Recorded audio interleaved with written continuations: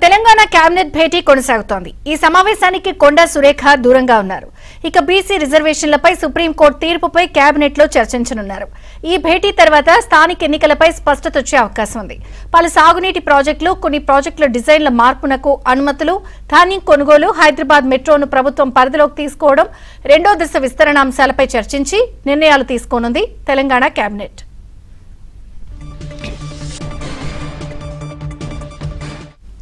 Telangana cabinet భేటీ కొనసాగుతోంది। పూర్తి వివరాలు నరసింగరావు అందిస్తారు। నరసింగరావు, ఎస్ విజయ్ చంద్రిక, సచివాలయంలో తెలంగాణ కేబినెట్ సమావేశం ప్రారంభమైంది। ముఖ్యమంత్రి రేవంత్ రెడ్డి అధ్యక్షతన ఈ సమావేశం కొనసాగుతుంది। ఈ సమావేశానికి మంత్రి కొండా సురేఖ మినహా మంత్రులంతా కూడా హాజరయ్యారు। ప్రధానంగా మొదటగా ఈ కేబినెట్ సమావేశంలో బీసీ రిజర్వేషన్ల అంశం పైన ఏ విధంగా ముందుకు వెళ్లాలనేటువంటి దానిపైన సుదీర్ఘంగా చర్చిస్తా ఉన్నారు। వాస్తవానికి రాష్ట్ర ప్రభుత్వం 42% రిజర్వేషన్లు స్థానిక సంస్థల్లో బీసీలకు ఇచ్చి ఎన్నికలకు వెళ్లాలనేటువంటి పట్టుదలతో ఉంది। ఆ మేరకే ఈ రిజర్వేషన్ల పైన కసరత్తం చేసింది।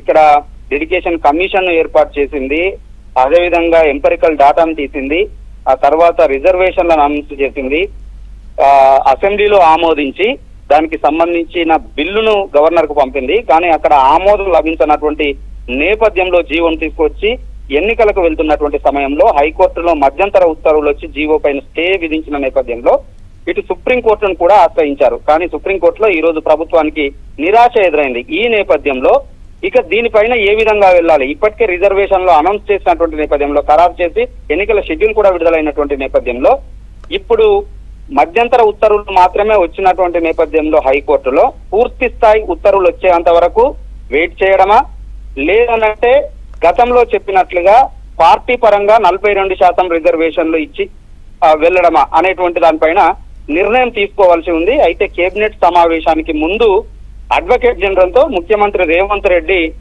సమావేశమయ్యారు, లీగల్ ఒపీనియన్ ను తీసుకున్నారు। న్యాయపరంగా హైకోర్టులో ఇంకా ఫర్దర్ గా ఏ విధమైనటువంటి ఆర్గ్యుమెంట్స్ వినిపిస్తే మనకు అనుకూలంగా తీర్పు వచ్చేటువంటి అవకాశాలు ఏ మేరకు ఉన్నాయనేటువంటి దానిపైన కులంకషంగా చర్చించారు।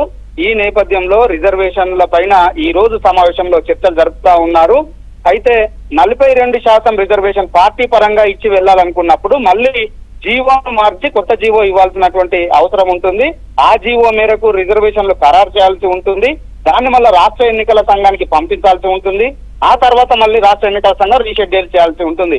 సో వీటన్నింటిపైన కూడా ఈ పరిణామాలన్నింటిపైన కూడా భవిష్యత్ కార్యాచరణ పైన ఈ రోజు కేబినెట్ సమావేశంలో చర్చించి ఒక కీలకమైనటువంటి నిర్ణయాన్ని బీసీ రిజర్వేషన్ల మీద ఈ రోజు కేబినెట్ లో తీసుకోబోతా ఉన్నారు।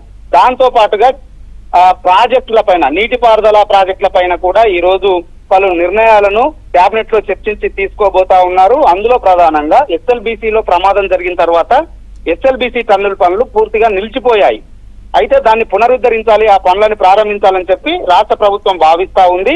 అందుకోసము మాన్యువల్ గా తవ్వాలి అని చెప్పి డిసైడ్ అయింది, అందుకు అవసరమైనటువంటి టెస్ట్లన్నీ కూడా చేపించాలని చెప్పి కూడా డిసైడ్ అయిపోయింది। ఈ నేపథ్యంలో ఈ రోజు ఎస్ఎల్బీసీ పనుల ప్రారంభం పైన కూడా చర్చించి ఒక కీలకమైనటువంటి నిర్ణయాన్ని తీసుకోబోతా ఉన్నారు।